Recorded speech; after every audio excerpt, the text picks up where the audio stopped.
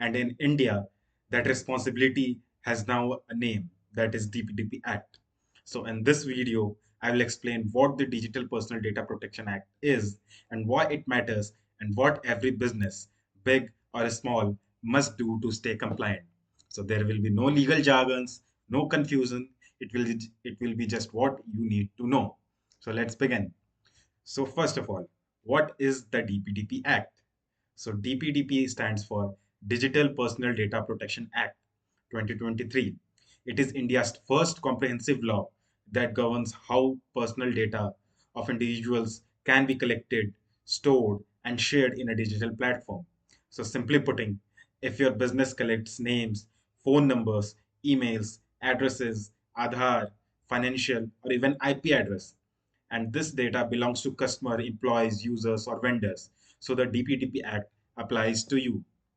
The main goal of this law is to protect individuals' privacy, prevent misuse of personal data, and hold organizations accountable. Now, what does the DPDP Act applies to? So many people think this law is only for large tech companies, and that is really not true. So the DPDP Act applies to startups, MSMEs, e-commerce businesses, as SaaS companies, hospitals, clinics, and edtech platforms, even marketing agencies, and any business handling digital personal data. So even if your business is outside of India, the law applies if you process the data of people in India. So if you are collecting data digitally, you are in the scope. Now, what are the key roles under the DPDP Act? So the law introduces some important terms. Let's simplify them. So first of all, there is data principle. So what is data principle? This is the individual whose data is being collected, like your customer or your user. Now, there is data fiduciary. This is your business, the entity deciding why and how the data is being processed. Now, the third individual is the data processor. So any third party processing data on your behalf, like cloud service providers, CRM tools, marketing platforms. So understanding these roles is important because the responsibility always stays with the business and the data fiduciary. Now, fourth one is the consent. It is the heart of DPDP Act. So consent is the foundation of the DPDP Act. Under this law, consent must be free, informed, specific, unconditional, clear, and affirmative. Now, what does free means? Free means that there shall be no forced agreement. Informed means users must know that what data you collect and why. Specific, no vague or blank consent. There shall be unconditional. Access cannot be denied unfairly. Now, the clear and affirmative, no pre-check boxes. So this means your privacy policy must be simple and readable. Users must be able to withdraw consent easily, and you can collect data that is necessary for your purpose. If consent is not valid, your data processing is illegal. Now, the rights of individuals. So the DPDP Act gives us strong rights to individuals. Users can access their personal data, correct or update inaccurate data, erase their data when it's no longer needed, withdraw the consent at any time, grieve or complain if their rights are violated. And as a business, you must know that you have to respond within a reasonable time. You have to have a clear grievance redressal system. You have to respect these privacy rights without delay. Ignoring your user request can lead to penalties. Next, the data security and breach reporting.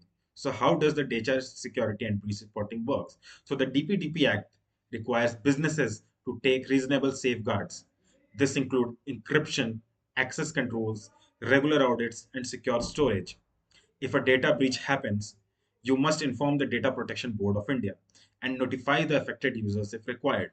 Silence or delay can worsen penalties. And remember, my friends, data protection is not optional, it's a legal duty. It has to be inherent in your product. Now, what are the penalties for non-compliance? So this is your business where the business needs to pay attention. The DPDP Act allows penalties up to 250 crore of rupees for serious violations. Penalties may apply for data breaches, failure to protect personal data, not reporting breaches, ignoring users' rights, and unlawful data processing. So even smaller businesses can face significant fines depending on the impact. Now, what should the business do now? So you first of all, you have to make a simple action plan.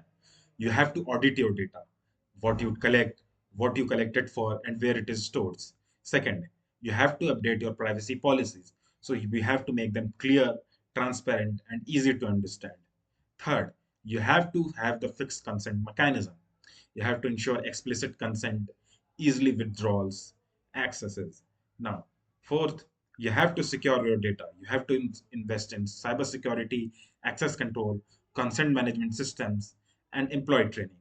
And fifth, you have to appoint a responsibility. You have to designate someone internally to handle data protection, user request, and compliance. Being proactive today can save your business tomorrow. Now, so then at last of this video, I want to tell that the DPDP Act is not just a compliance requirement. It's a shift in how business must treat personal data. So those who adapt early will build customer trust, reduce legal risk, and strengthen their brand. So those who ignore it may pay a heavy price. If your business uses data, now is the time to act. Thank you. And if you like this video, please subscribe and share.